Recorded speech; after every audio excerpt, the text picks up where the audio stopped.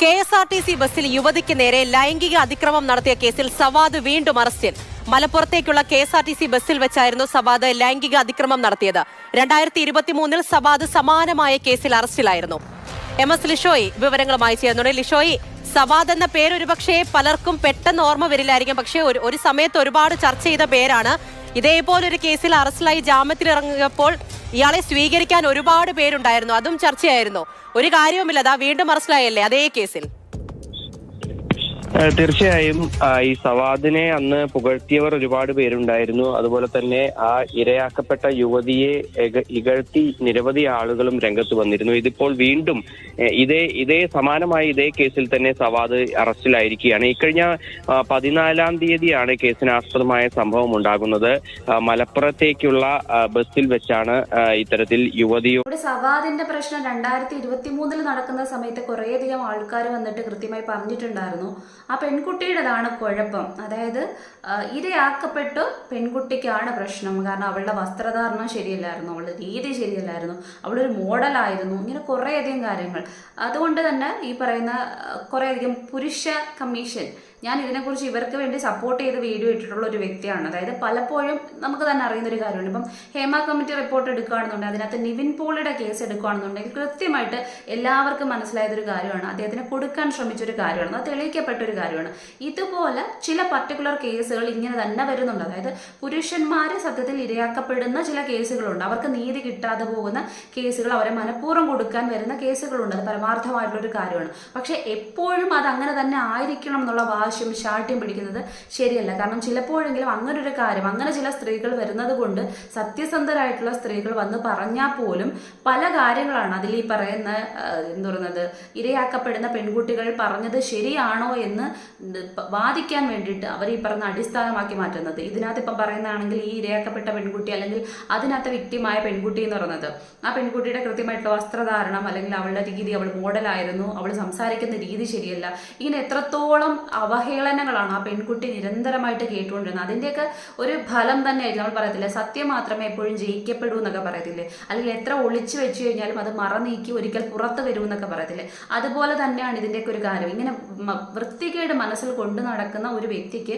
ഇനി ആൾക്കാരുടെ മുന്നിൽ എത്ര തന്നെ നന്മവേഷം കിട്ടാൻ ചമഞ്ഞു നോക്കിയാലും ഏതെങ്കിലും ഒരു സിറ്റുവേഷനിൽ അവൻ്റെ ഉള്ളിൽ കിടക്കുന്ന ആ ഒരു രാക്ഷസം പുറത്ത് വരിക തന്നെ ചെയ്യും. ഇത് സ്വാഭാവികമായിട്ട് നടക്കുന്ന ഒരു രീതിയാണ്. അതുകൊണ്ട് തന്നെയാണല്ലോ 2023 അവനെ മാലയിട്ട് സ്വീകരിച്ച പുരുഷ കമ്മീഷൻ കുറേ പേര് ആൾക്കാരുണ്ടായിരുന്നു.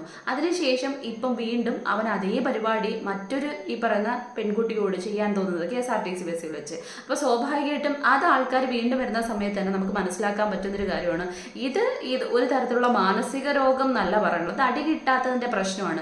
കാരണം ഒരു വട്ടമൊക്കെ അബദ്ധം പറ്റുന്ന ഒരു വ്യക്തി, അല്ലെങ്കിൽ അത് വേണമെങ്കിൽ നമുക്ക് അബദ്ധത്തിൽ പറ്റിയതാണെന്നോ അല്ലെങ്കിൽ ഈ പറയുന്ന നമുക്ക് ആള് പറ്റിച്ചതാണെന്നോ പെൺകുട്ടി പ്രശ്നം ഉണ്ടാക്കിയതാണെന്നോ വേണമെങ്കിൽ വിശ്വസിക്കാൻ പറ്റും. പക്ഷെ നിരന്തരമായിട്ട് ഇതേ ഒരു കംപ്ലൈന്റ് തന്നെ വന്നുകൊണ്ടിരുന്നു കഴിഞ്ഞാൽ സ്വാഭാവികമായിട്ടും അതും ഈ പറഞ്ഞ പൊതുസമൂഹത്തിൽ ഇറങ്ങി നടക്കുന്ന ഈ പറഞ്ഞ KSRTC ബസ് പോലൊരു സ്ഥലത്ത് ഇത്രയും ആൾക്കാർ ഇടിക്കുന്ന അല്ലെങ്കിൽ ആൾക്കാർ സഞ്ചരിക്കുന്ന ഒരു വാഹനത്തിൽ വെച്ച് തന്നെ നിരന്തരമായിട്ട് ഇതേ ഒരു സ്വഭാവ രീതി പ്രകടിപ്പിച്ചു കഴിഞ്ഞാൽ ഇവന്റെ സൂക്കേട് വേറെയാണെന്നുള്ളത് കൃത്യമായിട്ട് മനസ്സിലാക്കാൻ പറ്റുന്ന ഒരു കാര്യമാണ്. പക്ഷെ എന്നെ ഏറ്റവും കൂടുതൽ ആശ്ചര്യപ്പെടുത്തിയ കാര്യം എന്തെന്ന് ചോദിച്ചു കഴിഞ്ഞാൽ ഇപ്പോഴും ഈ ഒരു വീഡിയോയ്ക്ക് താഴെ വീണ്ടും കമന്റ് സെക്ഷനിൽ ആ പെൺകുട്ടി, അതായത് 2023 ഇവനെതിരെ പരാതിയുമായി വന്ന ആ പെൺകുട്ടിയെ വീണ്ടും വൃത്തികേടുകൾ പറഞ്ഞുകൊണ്ടിരിക്കും. കാരണം സ്വാഭാവികമായിട്ട് 2025 ഇവൻ ഇതേ പരിപാടി ചെയ്തു, അതുകൊണ്ട് ഇവനെ ഈ പറഞ്ഞ അറസ്റ്റ് ചെയ്യുന്നു എന്നൊരു സംഭവം വരുന്ന സമയത്ത് ആ പെൺകുട്ടി പറഞ്ഞത് സത്യമാണ് എന്ന തരത്തിലേക്ക് തന്നെയാണ് ഇത് വരുന്നത്. അപ്പൊ ആ പെൺകുട്ടിയുടെ ഈ പറയുന്ന ബൈറ്റുകൾ പല ചാനൽസും എടുത്തിട്ടുണ്ടായിരുന്നു. അത് ഈ പറയുന്ന കണക്ക് വരുന്ന സമയത്ത് അതിന്റെ താഴെയാണ് കുറേയധികം ആൾക്കാർ വന്ന് പറയുന്നത്, നീ കൂടുതൽ സംസാരിക്കേണ്ട ആവശ്യമില്ല, നീ പറഞ്ഞ ഈ ഭാഷയൊന്നുമല്ല സംസാരിക്കുന്നതെന്ന് പറഞ്ഞാൽ ഏറ്റവും അസഭ്യമായിട്ടുള്ള ഭാഷ, ഏറ്റവും സംസ്കാരമില്ലാത്ത ആൾക്കാർ സംസാരിക്കുന്ന ഭാഷ, നമുക്കൊന്നും ഉൾക്കൊള്ളാൻ പറ്റാത്ത ഭാഷ ഇപ്പോഴും സംസാരിക്കുന്നത് കാണുമ്പം വളരെയധികം ലജ്ജാവഹം എന്നല്ലാതെ അതിനപ്പുറത്തേക്ക് എന്താണ് ഇങ്ങനെ ആൾക്കാരത് മാത്രം മനസ്സിലാവുന്നില്ല. കാരണം ഒരു പെൺകുട്ടിയുടെ ഈ പറയുന്ന വസ്ത്രധാരണമാണോ അവളെ പൊതുസമൂഹത്തിൽ എല്ലാവരും പെരുമാറുന്ന അല്ലെങ്കിൽ എല്ലാവരും പോകുന്ന ഒരു ബസ്സിൽ അല്ലെങ്കിൽ ഇങ്ങനെയുള്ള സ്ഥലത്ത് വെച്ചിട്ട് ഇതുപോലെ പ്രവൃത്തി ചെയ്യുന്ന സമയത്ത് ആ ഒരു പെൺകുട്ടിയുടെ വസ്ത്രധാരണം കൊണ്ടാണ് അവനങ്ങനെ തോന്നിയെന്നൊക്കെ പറഞ്ഞു കഴിഞ്ഞാൽ അതിന് എന്തുമാത്രമാണ് നമുക്ക് പറയാൻ പറ്റുന്നതെന്ന് പറയുന്നത്. അങ്ങനെയാണെന്നുണ്ടെങ്കിൽ ഈ പറയുന്ന കുഞ്ഞു കുട്ടികളെയൊക്കെ ഇത്തരത്തിൽ വൃത്തികേടുകളിലേക്ക് കൊണ്ടുപോകുന്ന കുറേയധികം ആൾക്കാരുണ്ട്. ആ കുഞ്ഞു കുട്ടികൾ എന്ത് തെറ്റ് ചെയ്തിട്ടാണ് ഇവർക്ക് ഇത്തരത്തിലുള്ള ഒരു ടെംപ്റ്റേഷൻ ഉണ്ടാവുന്നത്, അല്ലെങ്കിൽ ഇത്തരത്തിലൊരു പ്രവൃത്തി ചെയ്യാനുള്ള ഒരു ത്വര ഉണ്ടാവുന്നതെന്ന് പറയുന്നത്. അപ്പുറത്തേക്ക് എങ്ങനെയാണെന്നുണ്ടെങ്കിൽ ഏറ്റവും മാന്യമായിട്ടുള്ള വസ്ത്രം സാരി എന്ന് എല്ലാവരും പറയപ്പെടുന്നുണ്ട്. ഈ സാരി ഉടുക്കപ്പെടുന്ന സമയത്തും സ്ത്രീകൾ അനുഭവിക്കുന്ന അല്ലെങ്കിൽ അവർ നേരിടുന്ന കുറേയധികം വെല്ലുവിളികളുണ്ട്. എല്ലാവരും പറയുന്നു ആ ശരി, സാരി ഉടുക്കുന്ന സമയത്ത് ഏറ്റവും മാന്യമായിട്ടുള്ള ഇതാണ്, ഏറ്റവും നല്ല രീതിക്ക്. പക്ഷെ ആ സമയത്ത് നമ്മൾ ഈ പറയുന്ന കണക്ക് സ്ത്രീകൾക്ക് മാത്രം മനസ്സിലാക്കാൻ പറ്റുന്ന കുറേയധികം കാര്യമാണ്. നമ്മൾ കുനിയുന്ന സമയത്തായാലും ഈ പറയുന്ന വണ്ടിക്കകത്ത് കയറി പിടിക്കുന്ന സമയത്ത് പിന്നുപോലൊരു കാര്യം പൊട്ടിപ്പോയി കഴിഞ്ഞാൽ നമ്മൾ അനുഭവിക്കുന്ന കുറേയധികം കാര്യങ്ങളുണ്ട്. അതിനിടയിലേക്ക് ഒന്ന് കാറ്റ് വീശി കഴിഞ്ഞാൽ ഒളിച്ചു നോക്കാൻ ശ്രമിക്കുന്ന, അതിസൂക്ഷ്മമായിട്ട് ശ്രമിക്കുന്ന എത്രയോ വേട്ടാവളിയന്മാരെ ക്യാമറ കണ്ണുകളെ നമുക്ക് കാണാൻ പറ്റുന്നുണ്ട്. അപ്പം അതൊന്നും അല്ല ശരിക്കും പറഞ്ഞു കഴിഞ്ഞാൽ. ഒരു ആണ് ഏറ്റവും നല്ലവനാണെന്നുണ്ടെങ്കിൽ പെണ്ണിന്റെ വസ്ത്രധാരണം ഇനി ഏത് തരത്തിൽ പെണ്ണ് ഇത്തരത്തിലുള്ള ഹണി ട്രാപ്പായിട്ട് വന്നു കഴിഞ്ഞാലും എങ്ങനെ വന്നു കഴിഞ്ഞാലും ആ ആണ് അതിൽ വീടില്ല. അതാണ് ആണിന്റെ കഴിവെന്ന് പറഞ്ഞാൽ, അല്ലെങ്കിൽ ആണിന്റെ മിടുക്കെന്ന് പറഞ്ഞാൽ. അതിലപ്പുറത്തേക്ക് അതുകൊണ്ടാണ് ഞാൻ പറയുന്നത്, ഒരു കൊച്ചുകുട്ടിയെ പെറ്റിക്കോട്ട് ഇട്ടിട്ട് വരുന്ന സമയത്ത്, ഒരു 3 വയസ്സുള്ള കുഞ്ഞ് വരുന്ന സമയത്തും അവൻ ഇതാണ് തോന്നുന്നെങ്കിൽ അവന്റെ അസുഖം ഈ പറയുന്ന വേറൊന്നാണ്. അത് അവനാണല്ല എന്ന് വേണം പറയാൻ.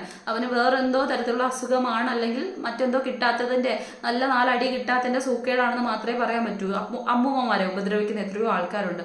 അപ്പം നമുക്ക് സ്വാഭാവികമായിട്ടും അറിയുന്ന ചെറിയൊരു നമ്മൾ പുലർത്തുന്ന കോമൺ സെൻസ് ഉണ്ടല്ലോ, നമ്മുടെ ഉള്ളിൽ എന്തെങ്കിലും തെറ്റായിട്ടുള്ള വാസനകൾ ഉണ്ടെങ്കിൽ പോലും നമ്മളത് പൊതുസമൂഹത്തിൽ പ്രകടിപ്പിക്കാൻ പാടില്ല. അത് നമ്മുടെ ഈ പറയുന്ന നമുക്ക് ശരിയല്ലാതാണെന്നുള്ളൊരു സ്വബോധം ഉണ്ടല്ലോ, ആ ബോധം പോലും ഇല്ലാതാവുന്ന തരത്തിലേക്ക് ഉള്ളിലുള്ള ആ ഒരു പ്രവൃത്തി ഇങ്ങനെ എന്താ പറയുന്നത് പുറത്തേക്ക് വരണമെങ്കിൽ അത് ചില്ലറ പരിപാടിയൊന്നുമല്ല. അത് ഏറ്റവും മുഴുത്ത ഭ്രാന്ത് എന്ന് തന്നെ പറയാൻ പറ്റുന്നൊരു കാര്യം തന്നെയാണ്. അവരെ ആ രീതിക്ക് തന്നെ കൈകാര്യം ചെയ്യേണ്ടതാണ്. പിന്നെ ഞാൻ പറഞ്ഞല്ലോ, വീണ്ടും വീണ്ടും ആ പെൺകുട്ടിയെ തന്നെ ഇങ്ങനെ പറയുന്ന സമയത്ത് നമ്മുടെ സമൂഹം എത്രത്തോളം അധപ്പതിച്ച് പോവുകയാണ് എന്നുള്ള കാര്യത്തിൽ കുറച്ചുകൂടി ഒരു ബോധ്യം വരികയാണ് ചെയ്യുന്നതെന്ന് പറയുന്നത്. അതെന്താണെന്ന് മാത്രം മനസ്സിലാവാത്തൊരു കാര്യമാണ്. കാരണം ഈ രാഹുൽ ഈശ്വറിനെ പോലുള്ള ആൾക്കാർ സ്വാഭാവികമായിട്ട് പുരുഷ കമ്മീഷന് വേണ്ടി വാദിക്കുന്ന സമയത്ത് അതിൽ കുറച്ചൊക്കെ ശരിയായിട്ടുള്ള കാര്യങ്ങൾ തന്നെയാണ്. കാരണം ഇങ്ങനെ കുറേ കേസുകൾ വരുന്ന സമയത്ത് ശരിയാണ്, സ്ത്രീക്ക് പോലെ പുരുഷന്മാർക്കും വേണ്ട കാര്യമുണ്ട്.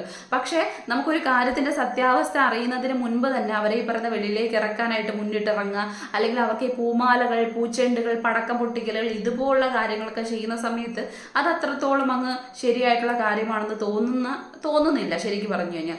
അപ്പം ഇവിടെ ഈ പറയുന്ന 2023 പരാതിക്കാരിയായിട്ടുള്ള പെൺകുട്ടി ഈ ഒരു വാർത്ത വന്ന സമയത്ത് പടക്കം പൊട്ടിച്ചു എന്നൊരു വാർത്ത കേൾക്കുന്ന സമയത്ത് ഈ കാര്യം ഏറ്റവും ഈ പറഞ്ഞ അവർ ചെയ്തത് ഒരു തെറ്റില്ല എന്ന് തോന്നുന്നു. കാരണം ഇപ്പോഴും 2025 അവരെക്കുറിച്ച് ആ ഒരു കണക്ഷൻ ചേർത്ത് വൃത്തികേടുകൾ മാത്രം പറഞ്ഞുകൊണ്ടിരിക്കുന്ന ഒരു പൊതുസമൂഹത്തിനെയാണ് നമുക്ക് കാണാൻ കഴിയുന്നത്. അപ്പോൾ സ്വാഭാവികമായിട്ടും അവരുടെ മനസ്സംതൃപ്തി ആയിരിക്കും ഒരുപക്ഷെ ആ ഒരു, കാരണം അവരുടെ ഉള്ളിലുള്ള സത്യം, ആരും വിശ്വസിക്കപ്പെടാത്ത ഒരു സത്യത്തെ ഒരുപക്ഷെ ദൈവമെങ്കിലും ഈ പറഞ്ഞ മുഖംമൂടി വലിച്ചെടുത്ത് കാണിച്ചു എന്നൊരു ആത്മസംതൃപ്തി കൊണ്ടായിരിക്കും അവർ അത്തരത്തിലുള്ള പ്രവർത്തികൾ ചെയ്തത്.